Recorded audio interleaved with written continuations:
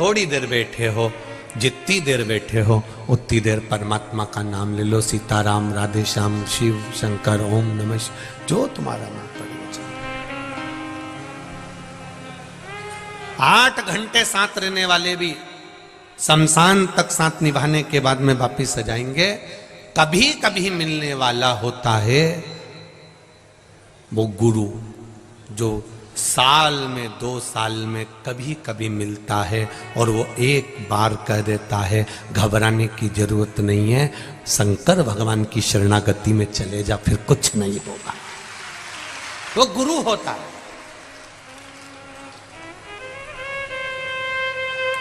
कितनी भी आत्मा भटक रही हो, वो गुरु उसको शरणारविंद तक ले जाके छोड़ देगा। वो कभी कभी मिलता है।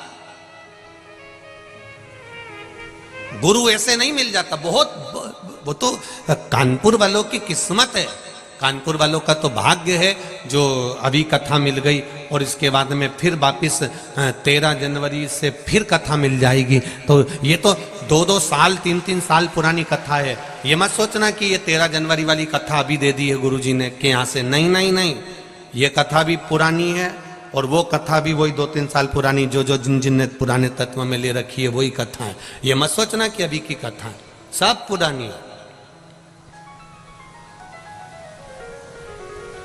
और इसके बाद में फिर कानपुर वालों के पास में फिर कथा 2-2.5 साल तक बड़ी मुश्किल है कि कहीं मिले।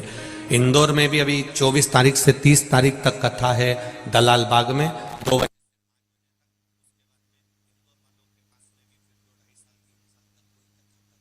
की कृपा से पहुंचे रात में शिव महापुराण की कथा रहेगी, वो भी एक आनंद का विषय रहेगी, क्योंकि बड़ौदा नगर में भगवान शंकर स्वयं आनंद के साथ में पूरे बड़ौदा के आसपास में शिव जी चारों तरफ विराज रहा है।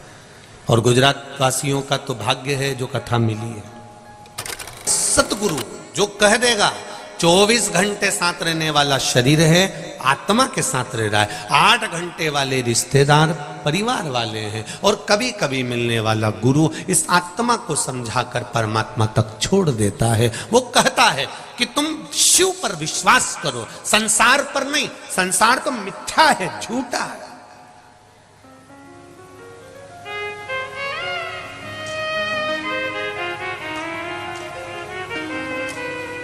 कथा सुनने अच्छे लोग भी आते हैं और चोटे भी आते हैं।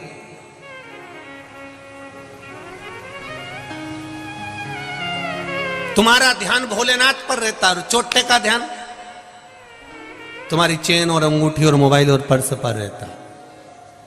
अब एक बात हम पहले भी कथा में कही, आज फिर कहेंगे, तुम्हारी वस्तु चोरी चली गई 2 साल में 3 साल में, वो जो चेन गई या अंगूठी गई या पर्स गया या मोबाइल गया, वो 2-1 साल में बाबा ने फिर तुमको दिला दिया। पर चोटा तो हर कथा में पहुंचता है, तो वो भी चोटा की चोटा ही रहता है। वो आज तक चोटे से प्रमोशन ही नहीं हुआ उसका। जब 25-50 हजार रुपए की 2-4 हजार 10 हजार 20 हजार के मोबाइल चुरा लिए, 50 हजार की चेन अंगूठी चुरा ली, तो करोड़पति हो जाना था अभी तक तो उसको, लखपति बन जाना था अभी तक तो उसको, अरबपति बन जाना था उसको तो अभी तक। पर अभी तक भी वो चोटा की चोटा ही है, उसका प्रमोशन ही नहीं हुआ बापड़े का। और जितने चोटे बैठे हैं छुप छुप कर, उनसे निवेदन है थोड़ा सा समझ जाओ। चोरी करने के लिए भी बहुत सारी जगह है, पर यहां गरीब जब आते हैं कथा सुनने के लिए, साधारण सा व्यक्ति आता है, उसका कोई सामान खोता है ना, दिल से बद्दुआ देता है। तुम्हारे पूर्वज भी रोते होंगे तुमको देखकर कि मेरी औलाद क्या गलत काम कर रही है। थोड़ा समझिए, थोड़ा।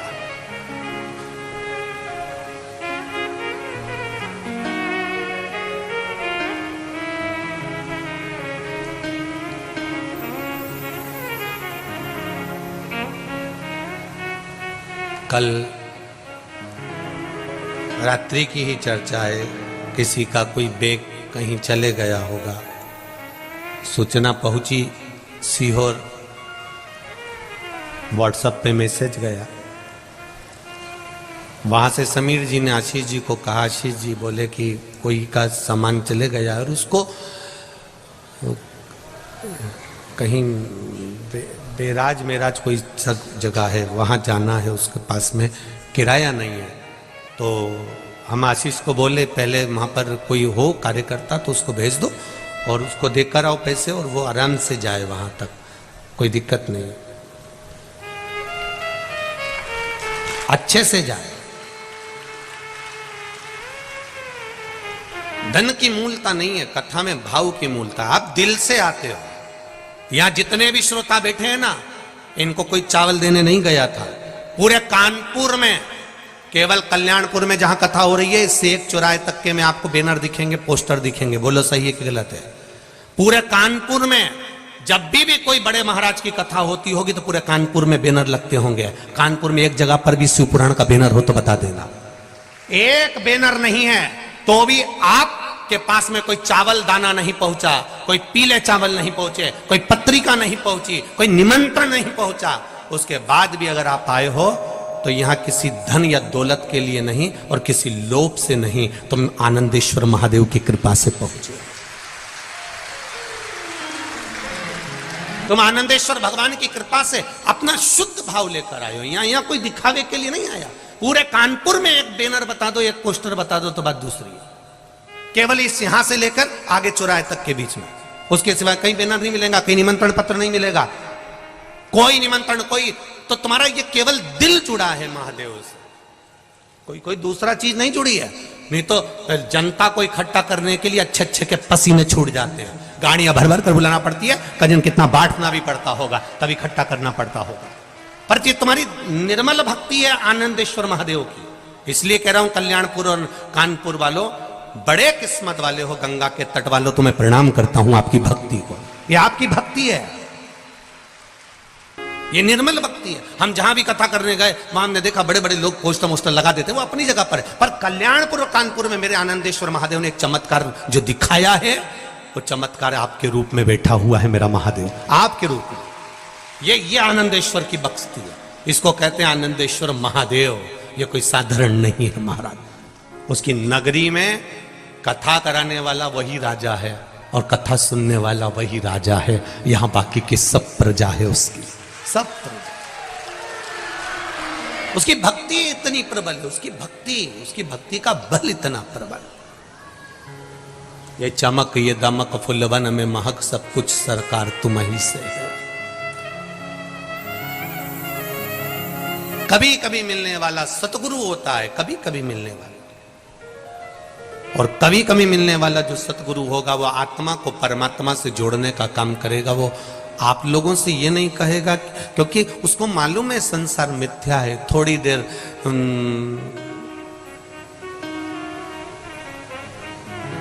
तो वो एक पहले एक कोई गीत बना था कि थोड़ी देर रोगे कि चाय पीने चले,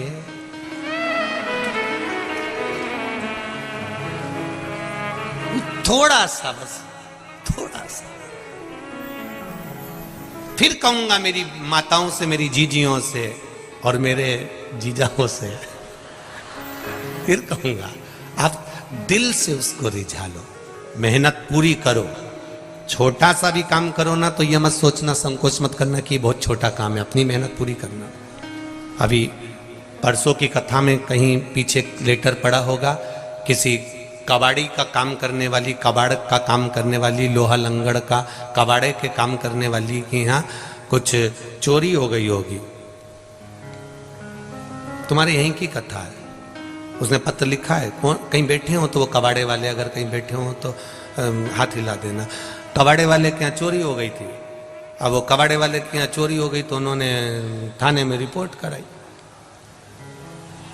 कोई बैठे हो, यहाँ सूचना भी हो गई, अखबार में भी आया होगा कबाड़ा मबाड़े का, तो कबाड़े में चोरी हो गई थी तो उन्होंने रिपोर्ट कराई।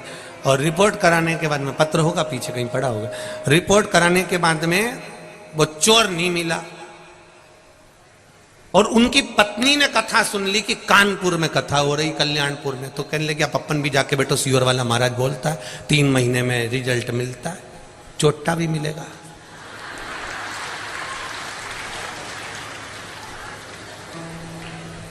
पत्र पीछे होंगे, मैं कहूंगा जब आपको समय मिले तो उसमें छाटना, कल बता देंगे।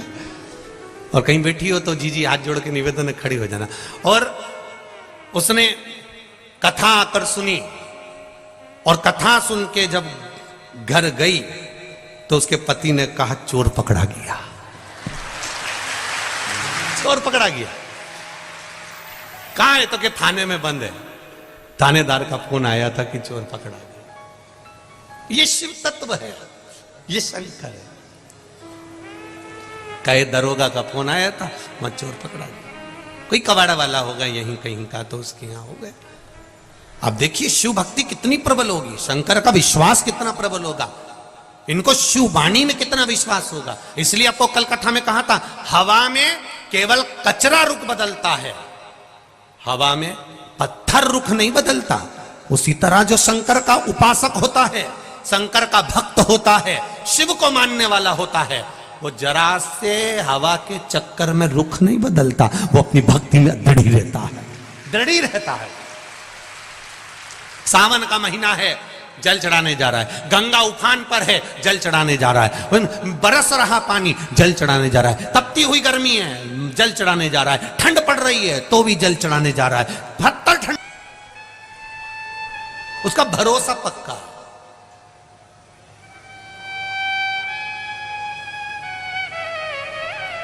और जिस समय पर विश्वास दृढ़ हो जाता है, भरोसा पक्का हो जाता है, परमात्मा मिल जाता है। लोग कहते ईश्वर के, हम तो इतना पूजन करते, इतना पाठ करते, इतनी आराधना करते, इतनी अर्चना,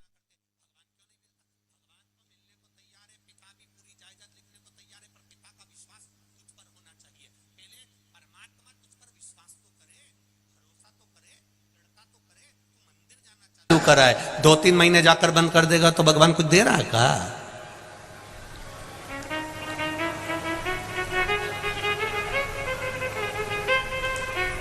एक नौकरानी 2 महीना काम कर कर चली जाती है तो सेठानी उसको बहुत कुछ देती है क्या? अरे बोलो तो जम के नहीं। और एक नौकरानी या कोई सेविका या कोई सेवक एक कंपनी में एक जगह पर 8 साल 10 साल तक काम करता रहता है तो फिर सेठानी भी कह देती है तो चिंता मत कर, तेरी लड़की की शादी होगी तो मैं सब कर दूंगी, क्योंकि सेठानी ने कह दिया तूने मेरे यहां इतने सालों तक नौकरी करी है, मेरे यहां इतने सालों तक तूने सेवा दी है, मैं तेरा लड़की की शादी कर दूंगी, तेरे बच्चे की पढ़ाई का खर्चा उठा लूंगी, तो क्या टेंशन लेती है? तू मेरे पास अगर नौकरी कर रहा है, शंकर भगवान भी तो कहते हैं तूने अगर मेरी नौकरी पकड़ कर रखी है, मेरे यहां आ रहा है, एक लोटा जल चढ़ा रहा, प्रणाम कर रहा, बेलपत्र चढ़ा रहा, आचमन कर रहा, तो चिंता मत कर।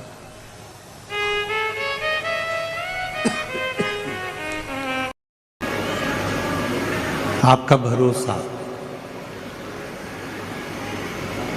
कल भी कथा में कहा था कि शिव जी की कथा सुनना सरल है, शिव जी के मंदिर में जाना सरल है, शिव जी को एक लोटा जल चढ़ाना सरल है, भगवान शंकर का गुणगान करना सरल है।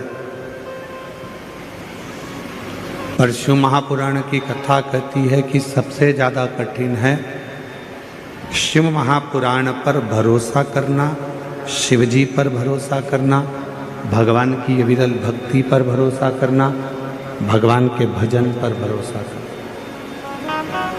विश्वास करना।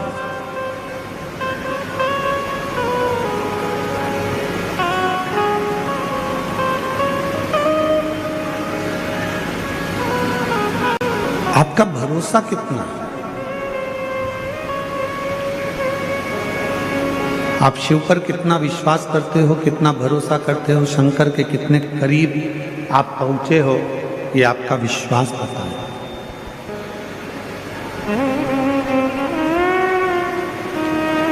एक कथा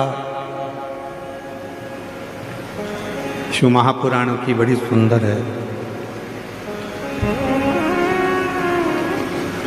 माता पार्वती जी अपना घर छोड़कर अपनी सहेलियों के साथ में, सखियों के साथ में एक पर्वत की कंदरा में, गुफा में प्रवेश कर गए।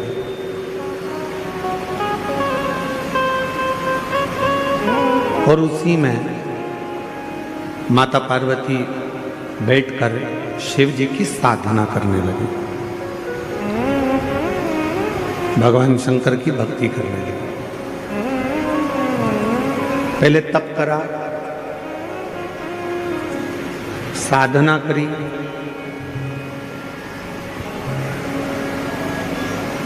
ध्यान लगाया।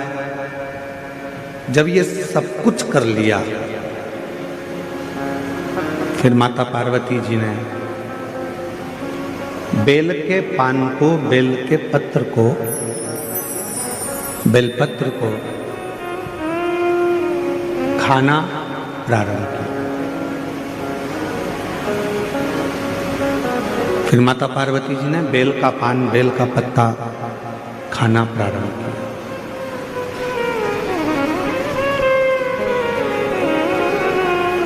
अब सूखे बेलपत्तों को खाती खाती पार्वती मैया दुर्बल हो गई, एकदम दुबली, एकदम दुर्बल। पानी भी नहीं पीती, भोजन भी नहीं करती, कोई फल भी नहीं खाती, केवल बेलपत्र को, केवल बेल के पान को, बेल के पत्ते को, बेलपत्र को ही खा रहा।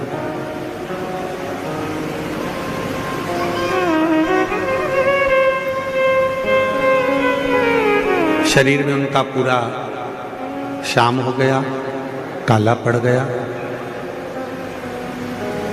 और जब शरीर पूरा शाम कलर का हो गया, काला पड़ गया, सांवरा हो गया, शाम कलर का हो गया, तब मेरे देवाधिदेव महादेव उनकी परीक्षा लेने के लिए, थोड़ा ध्यान लगाना कथा में। और शिवजी उनकी परीक्षा लेने के लिए गए और भगवान शंकर ने जाकर कहा, पार्वती तुम शिव की आराधना कर रही हो, भगवान शंकर की साधना कर रही हो, शिव को भज रही हो, पर देवाधिदेव महादेव तो कितने सुंदर हैं।